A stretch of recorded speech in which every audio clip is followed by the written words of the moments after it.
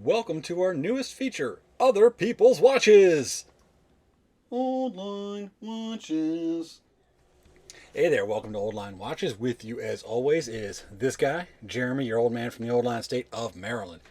Today, we're doing a new feature, Other People's Watches. This one came from friend of the channel, Mr. D. It is an Oris Aquis Titanium.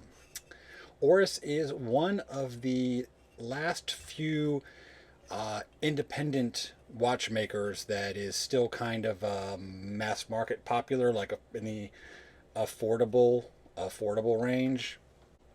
Most of your independent watchmakers are in your thousands and thousands of dollars or tens of thousands of dollars, and Oris is still has resisted going into that realm of things.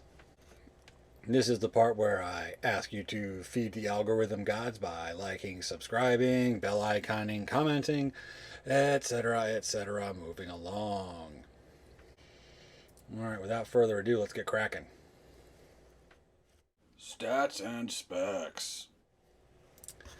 Say hello to the Oris Aquis Titanium reference deep breath 0173377307153-0742463TEB. Oi, I'm tired after saying that. It's sold as a 43.5 millimeter diameter, but I'm getting 43 here. Lug to lug of 49.8. Negative end links, so no additional length there. It theoretically has 12 millimeter lugs, but it is an integrated bracelet. 12.8 mil thick. On the titanium bracelet, this thing weighs in at a feathery light 112 grams. It is powered by the Oris 733 movement, which is a base Sellita SW200-1. The case is 100% titanium. I do believe it is grade 5 based on the mix of matte and polished finishing. As mentioned, it features an integrated bracelet. The almost slab side, but it's actually got kind of a a slope. Like it starts off skinnier and kind of widens out as it gets lower there. Cool, huh? The crown guard appears to be screwed in place and is polished on the tops. The rest of the case features a matte finish, very popular with titanium because it's very difficult to polish or even brush in some cases. But speaking of that, the upper lugs are actually polished.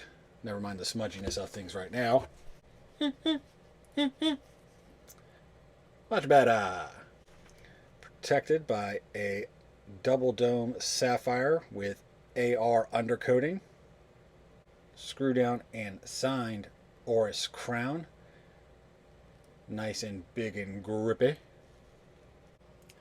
The exhibition caseback is protected by a piece of sapphire glass. Featuring a basic spec list all around, also showing off that 300 meter water resistance and a nicely custom decorated rotor. It stays on your wrist by way of a titanium bracelet or a silicone strap. The titanium is true 3-link with matte centers and polished outers, but the outers are also matte finish as well. The bracelet is screw sized. The signed and milled clasp is 100% titanium with 3 holes of micro adjust and a diver's extension. This is a marvel of engineering because titanium is really hard to work with, and most often even titanium bracelets will have stainless steel clasps. Nope, they went all out. The silicone is signed, super flexible and comfortable, and featuring a stainless steel clasp with on the fly adjustment with a pretty wide range there, so you're going to find the perfect fit. On to my personal favorite part of the show, the dial. We've got applied obelisk indices all around that are loomed and have faceted surrounds. Let's see if we can get some light play off of those things. There you go. Look at all that. Yummy, yummy, yummy. 1 at 6 is truncated by the date window. Basic printed minute track with the Oris name printed above the pinion and the Aquis and water resist below the pinion. Swiss made down below near the 6. No frills but well done framed date window at the 6 as well. The dial is a steel gray color that is a very subtle sunburst effect to it that has to really be seen to be appreciated. It has obelisk hands, also loom filled and polished and faceted. The second hand has a loomed lollipop, also chrome, but otherwise no fancy to that, just a basic utilitarian second hand. The bezel is 120 click unidirectional with hashes up to 15 and Arabics at the 10s after that. Back to the loom pip and the triangle, lining up beautifully.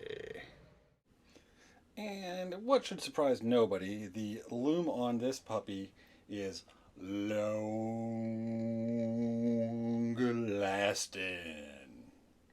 And I didn't stretch that long out long enough.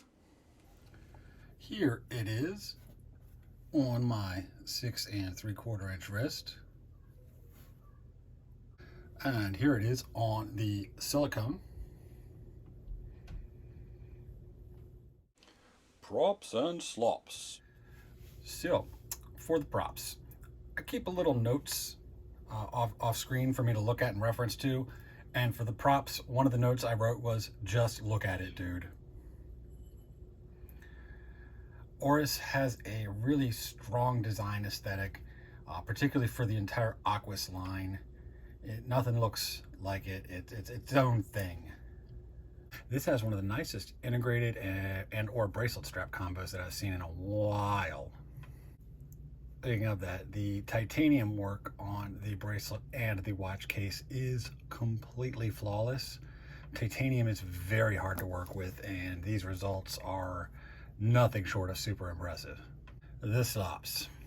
We're gonna get into the price for a minute, but for a lightly modified Selena movement, it seems a little expensive, but that's something you would make a decision on yourself. The actual slop is these 3-way proprietary screws, which, well, they stink. You have to buy their stupid screws for overpriced. You have to buy their stupid tool that's really overpriced. It's literally just a way to scam money out of you.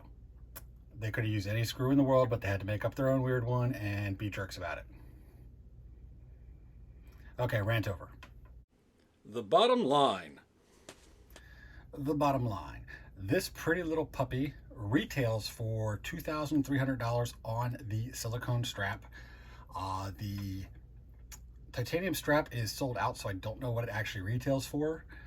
The watch itself with the silicone, you can get new or very, very lightly used, gray market or otherwise, for $1,600 to $1,800, which is where I'm mentally cataloging it at and valuing it at, basing its bang for the buck, so to speak. And in that sense, yeah, absolutely.